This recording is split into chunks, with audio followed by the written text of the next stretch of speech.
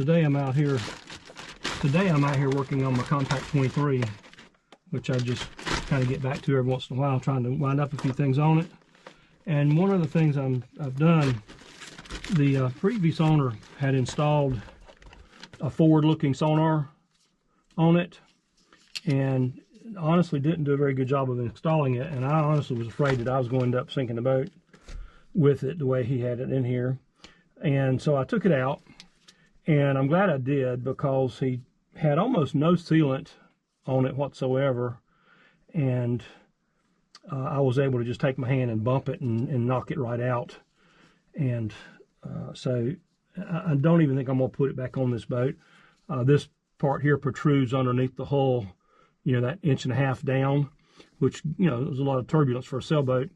But also, you know, you're subject to hit it, and it's designed to break away. But even if it breaks away and doesn't sink your boat, you know, you've got to buy a whole new transducer, which is kind of expensive. And I don't really think I need it on this boat. And so I've just taken it completely out. And you can see down here, he put a little lip of thickened polyester putty there to rest it on, and that's almost nothing. And then on the outside he did something similar, just a little ledge of thickened polyester putty, just like that on the outside, just sticking down under the hull. It's not glassed in or anything. It's just real not particularly safe, in my opinion. And then he had almost no sealant right here, just the tiniest bit. Like I said, I was able to just take my hand and bump it out. Anyway, that's a lot of talking just to say I'm taking it out, but I'm taking it out. It's probably a nice unit. It's only been used a few hours.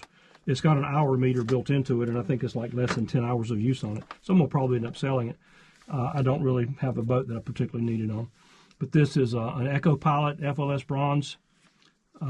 Everything that goes with it, the manual, the cap, safety cap, everything about it that would have come with it new is here, other than the box. I have the manual, the whole bit. And what I'm going to do, for now at least, I'm going to just glass this in, you know, back like it was. Do a good, you know, patch job inside and out, and make it nice and watertight. And if I ever decide to put a transducer through there, I can just drill right back through it. I'll have to build up a level platform there anyway. Where it's at, this is the area where the head goes, or the portable toilet, porta potty, you know, bucket, whatever. This is the area that it goes, and this actually is sealed in watertight, and it is just a little bit of, you know, above the water line. So if this area was to flood, I don't think it would sink the boat. I think it would, you know, waterline would be, you know, down in here somewhere. So that actually probably would be a watertight, like a watertight bulkhead, I guess. But not a bad place for a transducer, maybe, because it is in the center line of the boat. It's in forward of the keel and all that. And it actually, when the floor goes in here, it's actually below the floor for putting in the, you know, the whatever type of head, you know, you're going to put in here. So it actually would work anyway. This one cleared it with no problem. But for now, I'm going to just glass it in hard, inside and out, you know, grind it out, bevel it out the whole bit, and make it back totally 100% safe. And I want to do this before I paint the bottom, and I'm getting ready to sand and paint the bottom on this boat. And I have a transducer already located in another place on this boat, so I don't really need this right now. So I'm going to just close it in. Anyway. But the first thing I'm going to do here is just see if I can't just pop this out, so I don't have to do quite so much grinding and sanding.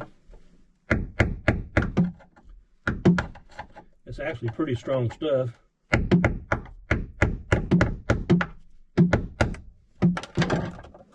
But that's just thickened polyester resin.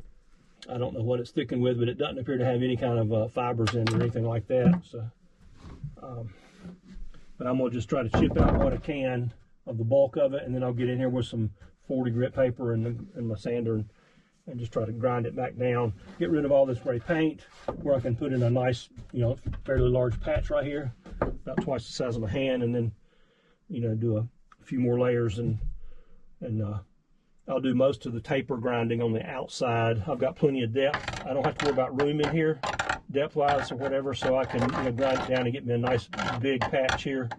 And since I'm going to eventually maybe use this, I don't care that I'm building it up on the inside, because I'm going to have to build this up on the inside to get a flat surface anyway.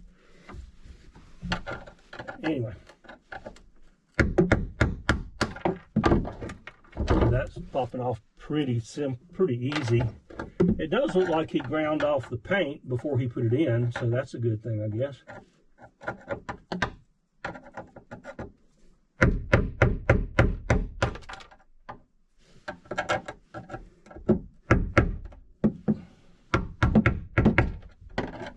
Not a particularly easy place to work in here, because there's not enough room to get both your arms down here hardly.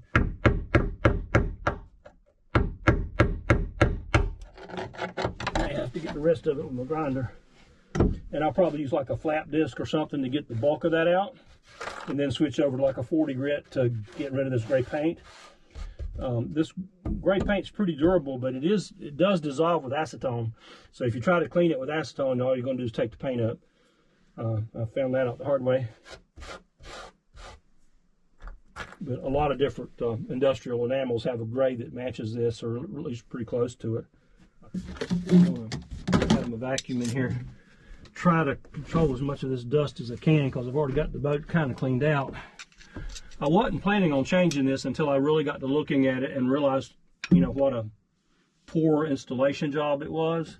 And then I thought, I might better take that thing out and take a close look at it. And I'm glad I did, because it really was not a particularly good install. And like I say, with almost no bedding whatsoever, just a tiniest little bit on the thread, no bedding at all on the flange of the through hull. The only bedding was a little bit on the threads, and just a tiny bit. You can kind of see, you might be able to see it right there.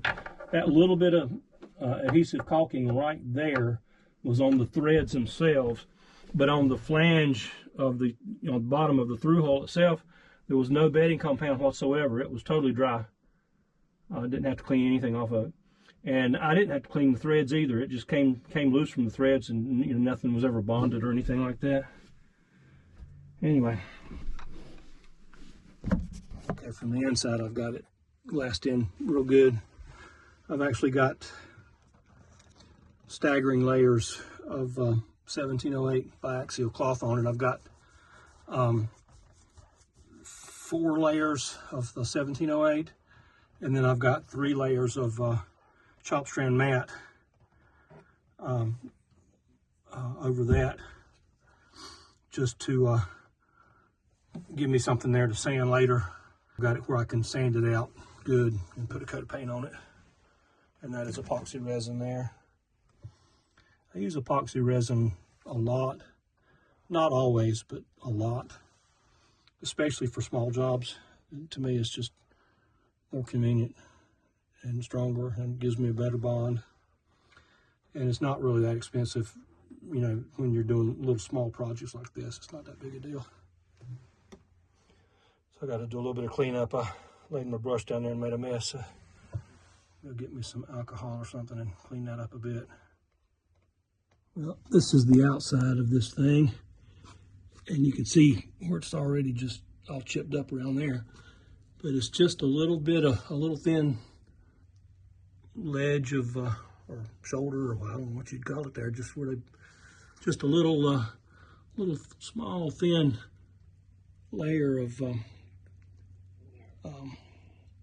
polyester resin that was thickened and just raised to give a little flat area there to put that transducer on. And it's not bonded in with anything other than just a little tiny surface area of that thickened resin. There's no glass over it or anything like that. So and it's not faired in or anything. So anyway, I'm gonna knock that off and then grind this down out here. And I'll grind this down at a bevel, deep into the laminate on the hull, and build this up from the outside. I've got some epoxy dripping right now. I'll throw a paper towel down there to catch the drips.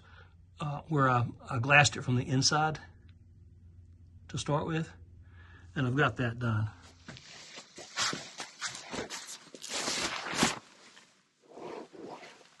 Working on this outside piece here now.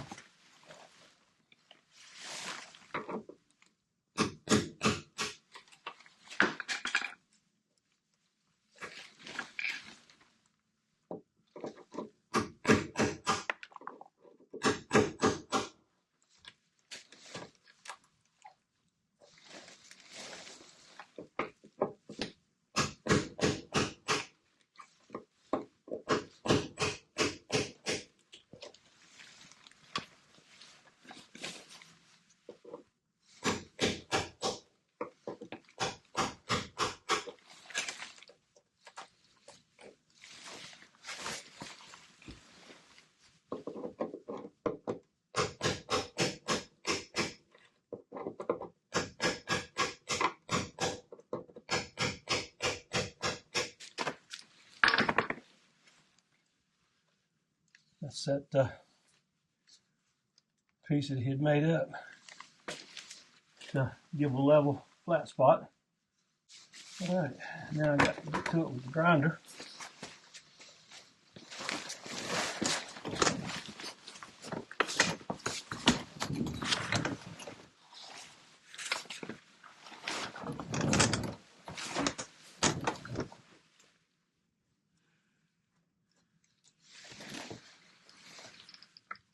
I'm using a flat disc here to get rid of most of what I need to get rid of. Kind of grind it into it a little bit.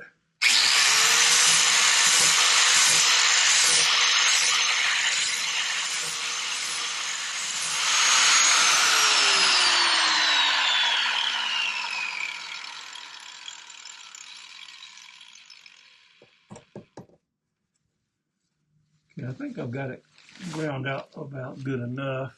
Like I said, I've got 6 layers on the interior. I'm going to have to hand sand the bottom side of that where I glassed in yesterday from the inside. Make sure that's good. Can't quite get it with this. Other than a little hand sanding on that interior right there, I think that's going to be good.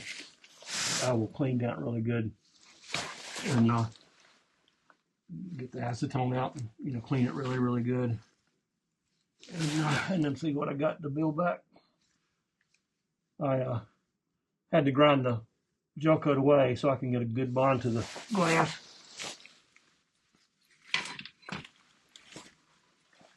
It's kind of at an uncomfortable height.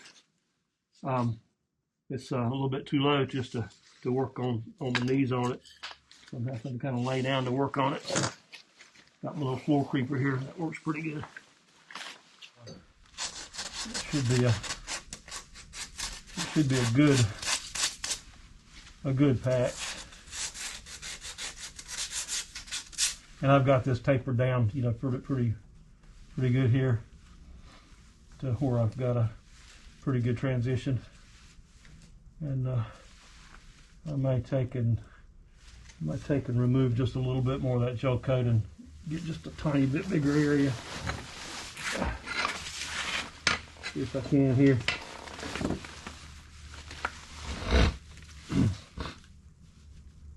You don't get a particularly good bond to gel coat. If at all possible, you always want to remove the gel coat.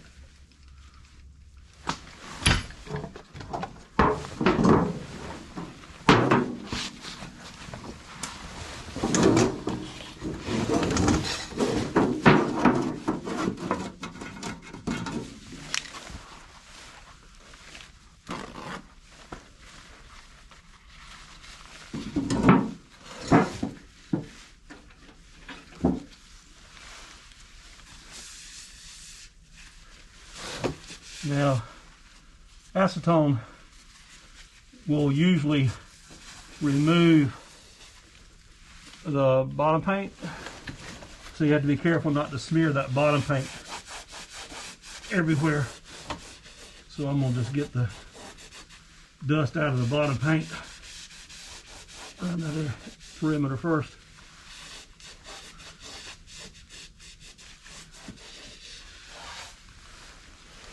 Okay, now I'll try to do a good job of cleaning the interior here.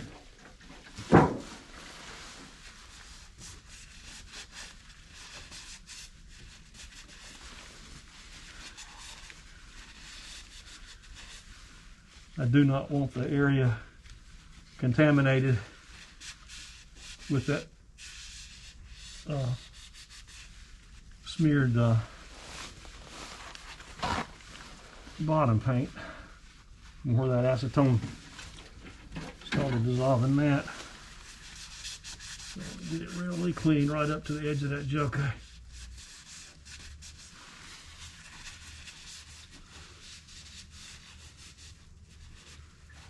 Okay, while that is flashing off drying, I will go see what I can find of my scraps to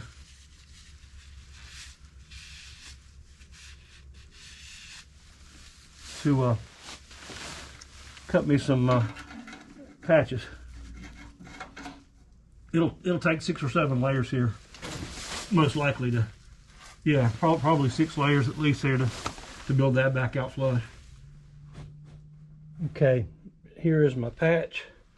That's 6 layers of 1708 biaxial cloth, and that should be about the right thickness. I do have one more of these little tiny discs cut if I need it to fill in the very beginning, so that I don't have to put a bunch of filler in there or thickened epoxy. So that'll be 7 layers total. The first 2 pieces are the same diameter because they fit up in a little hole right there, kind of in a little lip. So that's what's going in there. And then if I need anything beyond that, I may put a layer of chopped strand mat or something over it, just to give me some bulk filler if I need it.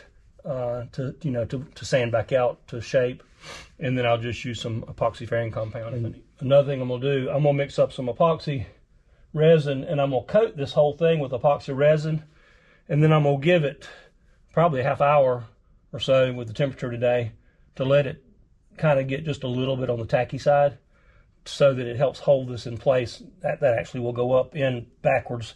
In this situation, I'm using the little pieces first, not the big pieces, just because it fits the situation better. Quite often I try to use the big piece first to get the most bonding, but in this case, because it's ground down in so deep, I really need to start using the small pieces first to build it out. So like I say, that can vary depending on the situation you got at hand, but in this particular situation, it's going to work easier and better to use the small pieces first. Okay, I found my little thin roller here.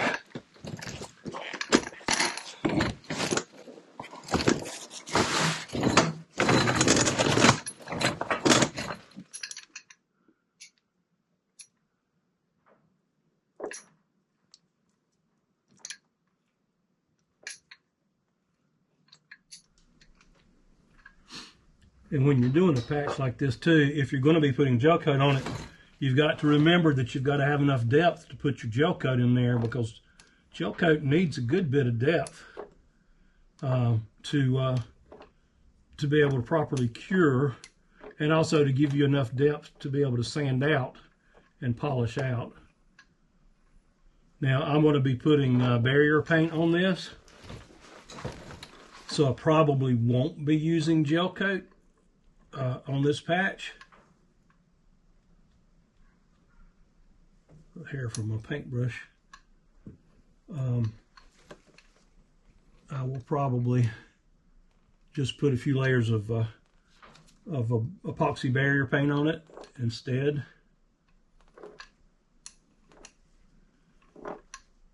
And that'll give me the most thickest protection on this, strength, I guess you could say, of anything, rather than trying to leave thickness for gel coat. I'll just use that for my barrier coat. But that looks pretty good.